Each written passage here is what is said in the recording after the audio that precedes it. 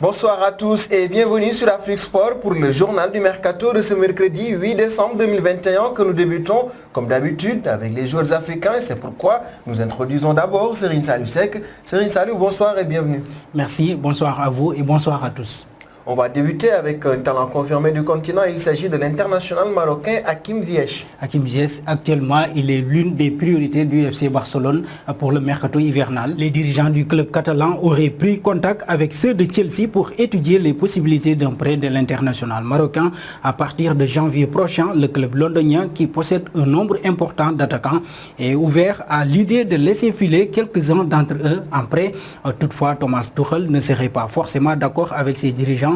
Le manager des Blues estime que l'accélération du calendrier lors de la seconde partie de saison, plus l'absence de certains joueurs en raison de la Coupe d'Afrique des Nations, pourrait poser problème. Les discussions se poursuivent et pourraient se concrétiser à la fin du mois de janvier selon le journal espagnol Sport. Hakim Ziyech donc, qui est annoncé du côté du FC Barcelone, même si ce sera difficile de le voir débarquer en Espagne. Et nous allons parler de notre joueur également, Riyad Mahrez. Riyad Mahrez est là de devoir se battre pour une place de titulaire à Manchester City. Il pense qu'il est temps de changer d'air. C'est une information émanant de nos confrères de Foot Mercato. Riyad Mahrez n'apprécie pas de jouer un match sur deux, à l'image de son coéquipier Raheem Sterling, également considéré par intermittence comme un remplaçant de luxe par Pep Guardiola. L'Algérien pense qu'il est peut-être temps d'aller voir ailleurs.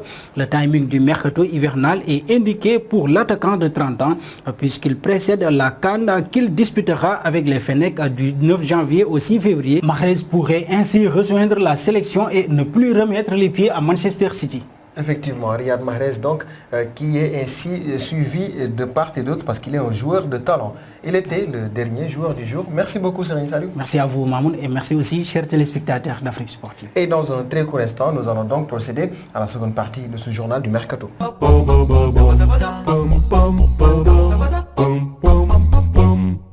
Seconde partie de ce journal du Mercato du mercredi 8 décembre 2021 et nous parlons notamment de Denis Zakaria. Ce dernier tape dans l'œil de nombreux clubs. Si Arsenal reste intéressé par le profil de l'international suisse, il ne s'agit pas du seul club de Premier League qui s'apprête à se positionner avec des résultats en dents de scie. Everton et Leicester font également partie des clubs qui sont prêts à se jeter sur le milieu de terrain natif de Genève. Mais l'Angleterre n'est pas la seule destination qui pourrait attendre Zakaria. Le joueur est également scruté aux quatre coins de l'Europe. Une chose est sûr, il ne prolongera pas à Gladbach, actuel 13e de Bundesliga, et balayé le week-end dernier par Fribourg 6-0. Une situation donc qui pourrait ainsi pousser Denis Zakaria à aller voir ailleurs. Et une personne également pourrait aller voir ailleurs du côté du Paris Saint-Germain. Il s'agit d'Angel Di Maria. Pour le moment, Leonardo ne s'est pas encore manifesté pour lui offrir un nouveau bail. Du coup, à partir du mois de janvier, le joueur pourra négocier avec n'importe quel club en Espagne. Une formation aimerait tenter sa chance pour l'accueillir librement à l'issue de la saison. Selon les informations de Don Ballon, il s'agit de FC Séville.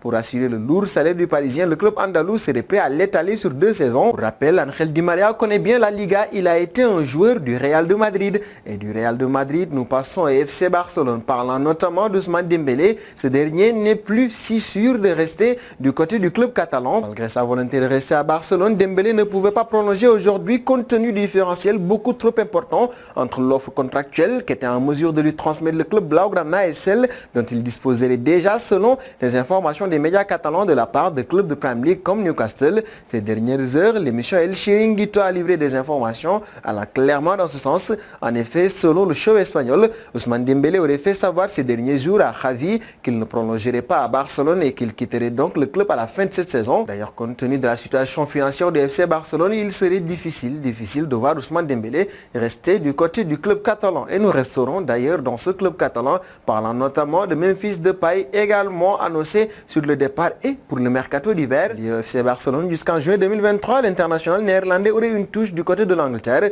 Selon les dernières informations de Todo Fichajes, le natif de Moordrecht serait visé par Liverpool à la recherche d'un joueur offensif afin de pallier les départs soit de Mohamed Salah ou de Sadio Mané pour la Coupe d'Afrique des Nations. Les Red Devils pourraient envoyer une première offre. Le club de la Meudée pourrait ainsi lâcher 25 millions d'euros pour s'attacher les services de Memphis Depay. Et nous allons terminer autour du Paris Saint-Germain avec notamment la rumeur Zinedine Zidane qui insiste du fait que ce dernier est toujours rapproché au club parisien. Ces dernières semaines, les rumeurs sont nombreuses autour de Mauricio Pochettino, entraîneur du Paris Saint-Germain depuis janvier 2021, notamment à cause d'un jeu décevant en plus d'un limogeage à Manchester United qui avait ouvert un poste. Il a même déjà été question d'un éventuel remplacement par Zinedine Zidane, ancien coach du Real de Madrid, ce que le directeur sportif parisien Leonardo a formellement démenti, mais les médias insistent. Désormais, c'est Deportes 4 qui évoque une discussion en cours. Bien sûr, nous vous invitons à la plus grande prudence face à cette annonce puisqu'il n'y a toujours rien de concret ou de sûr dans ce dossier. Pour le moment, le coach Mauricio Pochettino est toujours en place et Zinedine Zidane ne semble pas particulièrement s'approcher du Paris Saint-Germain. La situation n'a donc pas évolué entre Zinedine Zidane et le club parisien, mais c'est une affaire à suivre. Et nous arrivons au terme de ce journal du Mercato du mercredi que nous bouclons avec la question du soir. Croyez-vous que Zidane débarquera au Paris Saint-Germain? Vos réponses seront attendues en commentaire. En attendant, n'hésitez pas à vous abonner sur Afrique Sport pour ne rien manquer des informations autour du Mercato. Bonjour à toutes et à tous, on démarre ce tour de la presse sportive dans l'Hexagone avec la grosse actualité qui concerne bien évidemment l'AS Saint-Etienne. À la suite de l'humiliation 5-0 à domicile face à Rennes, le club stéphanois a annoncé la mise à pied de son entraîneur Claude Puel. Dans son édition du jour, le Progrès version Saint-Etienne dresse le bilan du tacticien de 60 ans sur le banc des Verts. Chronique d'un fiasco, peut-on lire. Des petites statistiques pour illustrer cela, Claude Puel a enregistré seulement 1,07 points par match et 47% de défaites à la tête de Saint-Etienne en Ligue 1, soit le plus faible ratio pour un entraîneur ayant dirigé au moins 50 fois les Verts. Pour le journal L'Équipe, c'est la fin du sursis. Lanterne rouge de Ligue 1, la SSE doit désormais se trouver un entraîneur pour redresser la barre. Les noms de David Guyon et de Pascal Duprat, habitués à jouer le rôle de sauveur, sont notamment évoqués. À Lyon, ce n'est pas vraiment la joie non plus avec un nouvel accro hier soir face à Bordeaux. Pour la version lyonnaise du Progrès, l'OL a même frisé la correctionnelle et peut s'estimer heureux d'être reparti avec le point du match nul. A noter la sortie sur blessure du défenseur Jason Denayer, buteur hier. Enfin, le RC Strasbourg confirme sa belle forme du moment avec une large victoire 3-0 face à Nice. Le Racing haut la main se réjouit les DNA, alors que pour Nice matin, rien ne va plus. Le RCSA pointe à la 6ème place de Ligue 1 avec la 2ème meilleure attaque du championnat. On prend la direction de l'Italie où la Juventus continue sa remontée au classement. Les hommes de Massimiliano Allegri ont délivré une performance sérieuse face au Genoa, l'emportant 2-0. Une rencontre marquée par le sublime corner direct de Quadrado et une belle frappe croisée de Paulo Dybala. Le magicien Quadrado avec la Joya s'enflamme tout au sport. Pour le Corriere dello Sport, c'est une victoire de la Juve avec les nerfs en boule. En effet, ces derniers n'ont plus le droit à l'erreur s'ils ne veulent pas voir l'Europe s'éloigner. À l'issue de la 16ème journée de Serie A, la vieille dame pointe à la 5ème place, à 7 longueurs de l'Atalanta 4ème.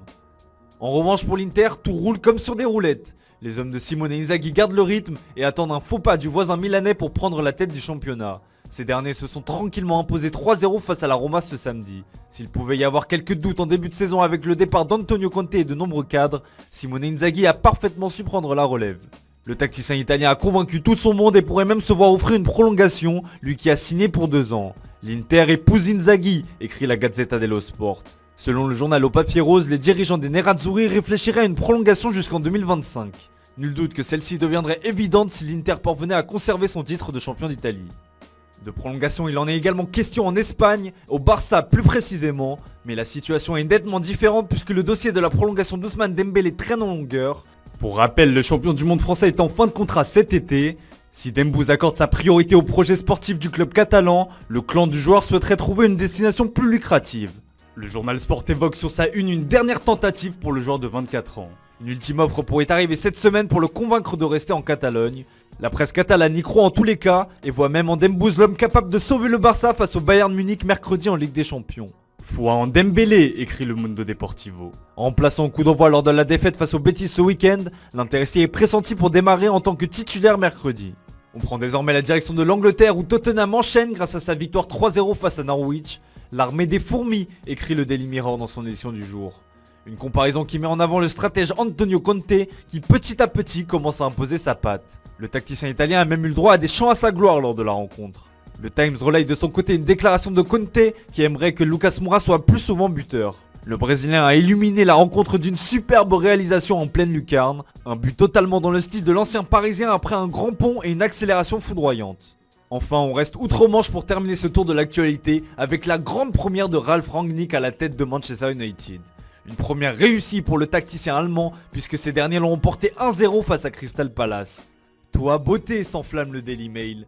Le tacticien allemand peut en effet remercier son Brésilien Fred, auteur d'une belle frappe enroulée qui a donné la victoire aux siens.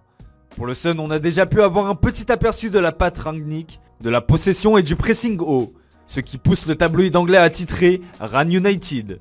Dans la même veine, classe de Fred, vert de rouge lance le Daily Express. L'ère Rangnick démarre donc de la meilleure des manières. Une petite statistique pour illustrer ses débuts réussis. Il est le 6e entraîneur allemand de Première Ligue, mais seulement le premier à l'avoir remporté pour son premier match officiel. Prometteur. Voilà, c'est tout pour ce matin. Merci pour votre fidélité. On se retrouve tout à l'heure pour le traditionnel JT Foot Mercato.